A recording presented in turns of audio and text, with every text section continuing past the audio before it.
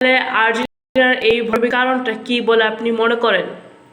ফাইনালে আর্জেন্টিনার ভরাডুবির কারণ অনেক কয়েকটা আছে। আমি গত 17 তারিখ, মানে 17 জুলাই সম্ভবত, আমি একটা ইংলিশে একটা এপিসোড করেছিলাম, যে ফাইনালের আগে, জাস্ট সেমি ফাইনালের পরপরই আমি এই এপিসোডটা করেছিলাম ইংলিশে, যে স্পেন এবং আর্জেন্টিনার যে ফাইনালে গেছে, কেন তারা, মানে কে জয়ী হবে, এই বিষয়ে আমি একটা ভবিষ্যৎবাণী করেছিলাম, এবং দুই দলের কার কি সমস্যা সে বিষয়গুলো আমরা আলোচনা করেছিলাম।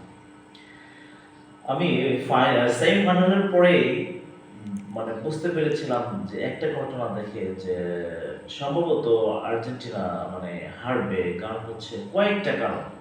এক নম্বর কারণটা হচ্ছে আর্জেন্টিনা যে এই মানে এতটুকু আসছে এই বিশ্বকাপে, সেটা হচ্ছে সম্পূর্ণ ফিফার আশীর্বাদ পোস্টে, ইসরায়েলের সায়ান, ইলন মাস্কের সায়ান, আর হচ্ছে ডোনাল্ড ট্রাম্প, আমাদের এই যে আমেরিকার যে প্রেসিডেন্ট ডোনাল্ড জে ট্রাম্প, তার একটা মানে পিছন থেকে একটা সমর্থন ছিল, ব্যবসায়ী একটা বিষয় ছিল, যার কারণে মানে মেসি, মানে মেসিকে রাখতে হবে, ব্র্যান্ডগুলো বাড়াতে হবে বিশ্বকাপের। হ্যাঁ, এই কারণেই আর কি, মানে ওদেরকে বিভিন্নভাবে বিভিন্ন সুযোগ সুবিধা দিয়ে মানে ফাইনাল পর্যন্ত নিয়ে আসা হচ্ছে।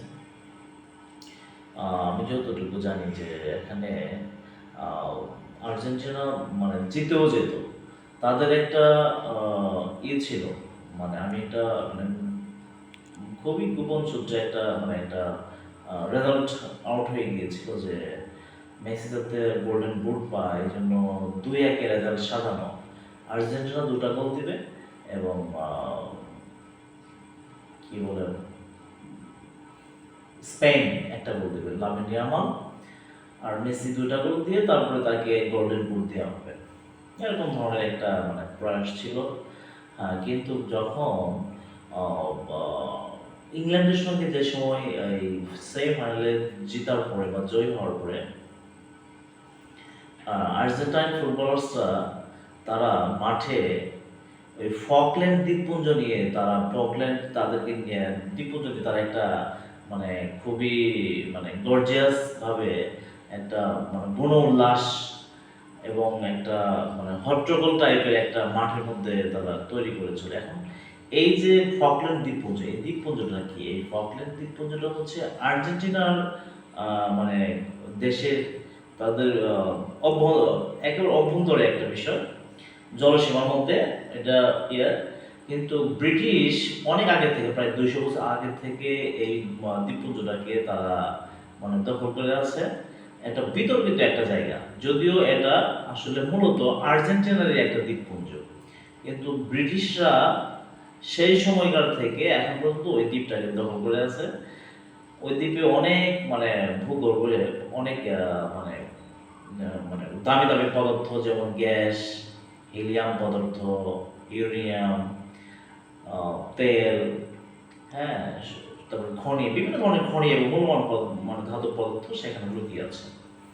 তো এগুলোর প্রতি তাদের একটা এবং তারা ইতিমধ্যে উঠাচ্ছেও। এক্ষেত্রে যোগদান করেছে তাদের পাশাপাশি বা ইসরায়েল, ইলন মাস্ক, আমেরিকার স্বার্থ আছে, তারাও এখানে করতেছে। কিন্তু যখন আর্জেন্টাইন প্লেয়ার্সরা ওই ইংল্যান্ডকে হারানোর পরে তারা যে বন উল্লাস তৈরি করেছিল স্টেডিয়ামের ভিতরে, যে ফকল্যান্ড দ্বীপ তোমাদেরকে হারিয়ে দিয়েছি, তোমাদের ফকল্যান্ড দ্বীপকেও আমরা নিয়ে নিব, এই যে বিভিন্ন ধরনের মানে কথা, বা একটা ব্রিটিশকে ছোট করা, তারপরে ইহুদিকে ছোট করা, তারপরে আমেরিকাকে ছোট করা হলো এখানে বিশ্ব দরবারে, এই 3টা দেশকে খুবই লজ্জাস্করের মধ্যে ফেলে দিল এবং তাদের সম্মানের হানি করলো, যার কারণে তাদের যে একটা আর্জেন্টিনার প্রতি যে একটা কালো শক্তি কাজ করত, ব্ল্যাক ম্যাজিকের মতো, সেই ব্ল্যাক ম্যাজিকটা মানে উড়ে গেল নিমিষে। কারণ এখানে ইলন মাস্কের স্বার্থ আছে, ইহুদিদের স্বার্থ আছে, ব্রিটিশদের স্বার্থ আছে এই দ্বীপকে ঘিরে, আমেরিকার স্বার্থ আছে। তো তারা তো আসলে টাকা ছাড়া বা স্বার্থ ছাড়া কোনো কিছুই করে না এই বিধর্মীরা। তো যা হোক, ব্র্যান্ডগুলো বাড়ানোর জন্য হোক বা যাই কোনো হোক, মানে মেসিকে ধরে রাখতে ফাইনাল পর্যন্ত তারা নিয়ে আসছে। কিন্তু আসলে আর্জেন্টিনা মানে জয় হতো, কিন্তু ওই ফকল্যান্ড কেলেঙ্কারির কারণে সেটা আর হয়ে উঠলো না। তো এই কেলেঙ্কারির পরে আহ, ডোনাল্ড ট্রাম্প, সে ট্রাম্প সাহেব উনি আর্জেন্টাইন যে প্রেসিডেন্ট আছেন, আর্জেন্টিনার প্রেসিডেন্ট, তাকে ফোন করেছিলেন যে তুমি বিশ্বকাপে ফাইনালে আসো।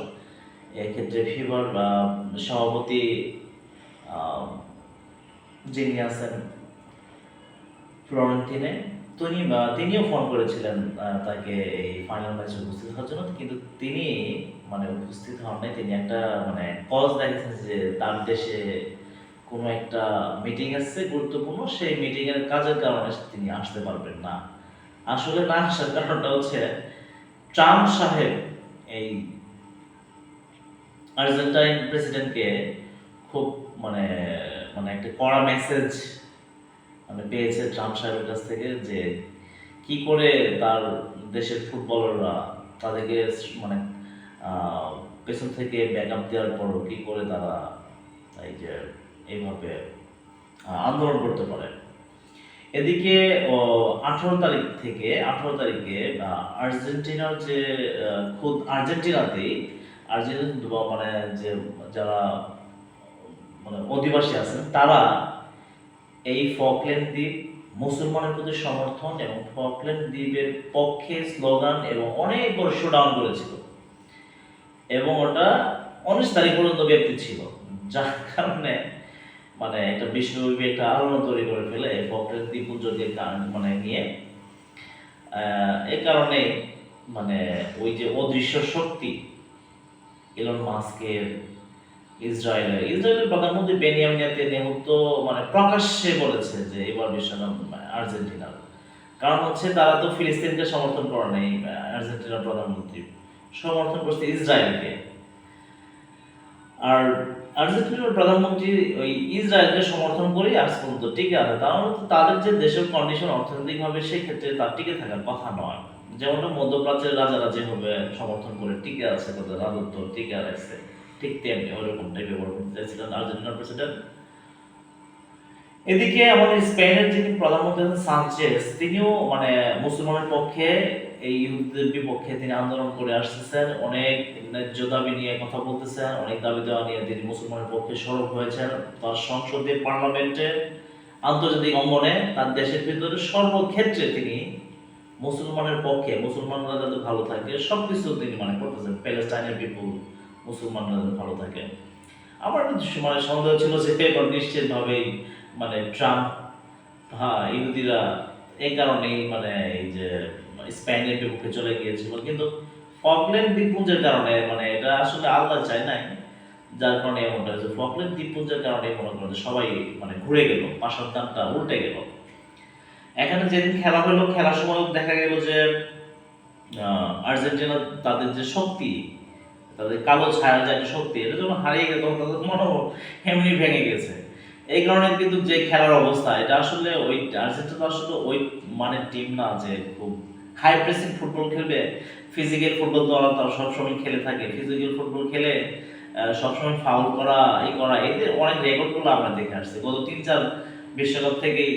লাস্ট ওয়ার্ল্ড কাপগুলো থেকে দেখছি যে এরা মানে যখনই হারে মারামারি বিশৃঙ্খলা করেই থাকে। আমি আসলে আর্জেন্টিনার কোনো বিপক্ষে না, যদি আমি ব্রাজিল সাপোর্ট করি, কিন্তু আসলে যেগুলা রিয়েল যেগুলা সেগুলো আমি আসলে বলতেছি। এখন আর্জেন্টিনার ফ্যানদেরকে মন খারাপ করার কিছু নেই, কিন্তু যদিও একটু খারাপ লাগতেছে কথাগুলা, কিন্তু বিষয়টা এটাই সত্য, বাস্তবতা। যারা ফুটবল বোঝেন দেখবেন যে আর্জেন্টিনা আসলে যে মানের ফুটবল খেলছে এই বিশ্বকাপে, ওর ছিটে ফোটাও কিন্তু মানে তারা দিতে পারে না, একটাই কোন ব্যাকআপ নাই। তাদের যে একটা ব্ল্যাক পাওয়ার, এই ব্ল্যাক পাওয়ার কাজ করতেছিল না তখন, তাদের আর ওই ঐক্যতা আর মানে চলে আসছিল না। মেন মার্কিং করার মানে স্পেন যেভাবে মেন মার্কিং করে খেলছে, প্লেয়ারদেরকে ই করে খেলছে, মেসিদের ড্রিবলিং এর সেরা, ড্রিবলিং তো সে করতেই পারেনি, একটা ড্রিবল সে সফল হতে পারে, একটা ট্যাকটিস, একটা ট্যাকলে মানে স্পেনের কাছে জয় হতে পারেনি আর্জেন্টিনা। প্রত্যেকটা ট্যাকলে স্পেন জয় হয়েছে। মানে স্পেনের যে সুন্দর ফুটবল, সুন্দর আচরণ, এটারই বই প্রকাশ ঘটেছে। আমি মনে করি আর্জেন্টিনা যদি ফকল্যান্ড দ্বীপপুঞ্জ নিয়ে যদি এই বিষয়ে সুস্পষ্ট কোনো মানে মানে ধারণা এই পশ্চিমা বিশ্বের কাছে যদি না দেয়, তাহলে পশ্চিমা বিশ্ব কখনোই আর আর্জেন্টিনাকে সাপোর্ট করবে না এবং আর্জেন্টিনার যে ফুটবল এটা আর আগাবে না। যেমনটা ব্রাজিলের প্রেসিডেন্ট লুলা দা সিলভা মুসলমানকে সাপোর্ট করার কারণে ফিফার কাছ থেকে কিন্তু ব্রাজিল খুব বেশি একটা সাপোর্ট পায় নাই। আপনারা জানেন প্রত্যেকটা ক্ষেত্রে ব্রাজিলকে কিন্তু ওইভাবে করে সাপোর্ট করা একটা মানে সাপোর্ট করা হয়েছে। এটা আসলে মানে খুব নিউট্রাল অবস্থা থেকে আমরা যদি বিচার করি আমরা সবাই দেখতে পাবো এই বিষয়গুলো। আমি আমার মতো ওই ভিডিওতে বলেছিলাম যে আর্জেন্টিনার ডিফেন্স লাইন খুবই হালকা, মিডে প্লেয়ার নাই, কিন্তু ওদের অ্যাটাকিং ফিল্ডারগুলো অনেক ভালো আছে, অনেক ভালো প্লেয়ার আছে অ্যাটাকিংয়ে। কিন্তু ওরা উল্টা কাজ করছে, সেটা হচ্ছে যে ওরা ফাইনাল ম্যাচে অ্যাটাকিংয়ে না আসে, ওরা সবাই ডিফেন্সিভলি চলে গেছে। এটা একটা বাজে কাজ, যেটা অন্যান্য ম্যাচে অন্যান্য মানে দলগুলো করতো আর্জেন্টিনার বিপক্ষে এই বিশ্বকাপে ঘটেছে।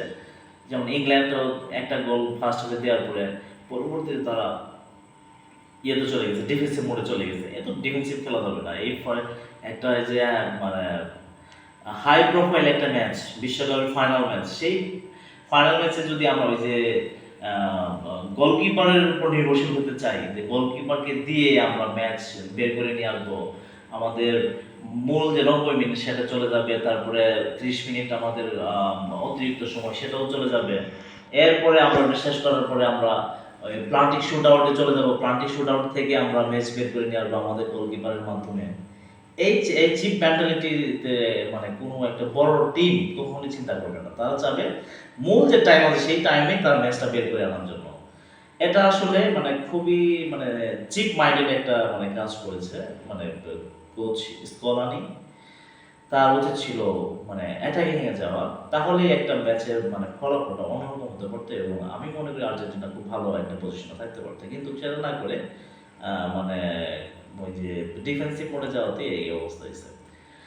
যদি আমি আবার ক্লিয়ার করে বলি, যদি আর্জেন্টিনা এই ফকল্যান্ড দ্বীপপুঞ্জ ইস্যু নিয়ে যদি মানে স্পষ্ট কোনো মানে ধারণা না দেয় যে না আমরা ফকল্যান্ড দ্বীপপুঞ্জ তোমাদেরই, আপনারা এটা নিয়ে মাথা ব্যথা মানে গিয়ে পড়বো না, তাহলে আর্জেন্টাইন ফুটবল বাঁচবে। যদি না করে তাহলে এই যে কালো থাবা এটা কখনোই আর থামবে না। এটা আগামী 20 বছরের মধ্যে আর্জেন্টিনা আর সেম যেতে পারবে না, এটা মানে জেনে রাখবেন।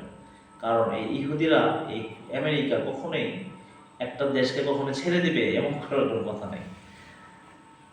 তো এই হচ্ছে বিষয়। কেউ আর্জেন্টাইন ভক্তরা কেউ কখনো মন খারাপ করবেন না। আমি যেটা সত্য সেই কথাটাই আমি আপনাকে বললাম। কারণ হচ্ছে আমার প্রায় 16 বছর ধরে আমি আন্তর্জাতিক যে সম্পর্ক যে বিষয়গুলো আছে সেগুলো নিয়ে আমি একটু ঘাটাঘাটি করি। হয়তো দেখা যাচ্ছে যে আমি ওইভাবে ইয়ে করি না, কিন্তু আন্তর্জাতিক বিষয়গুলোর যে খবরাখবর কোন দেশে কীভাবে হচ্ছে না হচ্ছে সব কিছুই মোটামুটি আমার ভালো মানে অভিজ্ঞতা আছে। ইন্ডিয়া বলেন, বাংলাদেশ বলেন, পাকিস্তান বলেন, আমাদের মধ্যপ্রাচ্য বলেন, আমাদের পশ্চিমা বিশ্ব বলেন, ইউরোপের বলেন, সব বিশ্বেই, আফ্রিকার সব বিশ্বে মোটামুটি আমার একটু ভালো মানে মানে জানাশোনা আছে। সেই অভিজ্ঞতার পরিপ্রেক্ষিতেই বলতেছি, যদি এই বিষয়ে ক্লিয়ার না হয়, ঠিক তেমনি দেখেন মেসি কিন্তু গোল্ডেন বল পাওয়ার কথা ছিল, তারপরে মার্টিনেস এই যে গোলকিপার তার কিন্তু গোল্ডেন গ্লাভস পাওয়ার কথা ছিল, কিন্তু কোনো পুরস্কার পায়নি। কারণটা কি? সেটা একটাই কারণ, ওই যে যাকে গোল্ডেন বল দেওয়া হয়েছে স্পেনের, ও কিন্তু কখনোই কোনো মানে গোল্ডেন বল পাওয়ার বা বুট পাওয়ার যোগ্য সে রাখে না, বল পাওয়ার যোগ্য রাখে না। বুঝতে হবে রাজনীতি কোথায় গিয়ে ঘটে। আসলে যে কোনো ইন্টারন্যাশনাল ম্যাচগুলাই একটা রাজনৈতিক ঘেরাটোপের মধ্যে আবদ্ধ থাকে। তো সবাই বুঝতে পারবেন, আরো আরো জানতে পারবেন, এই বিষয়গুলো আস্তে আস্তে ক্লিয়ার হবে।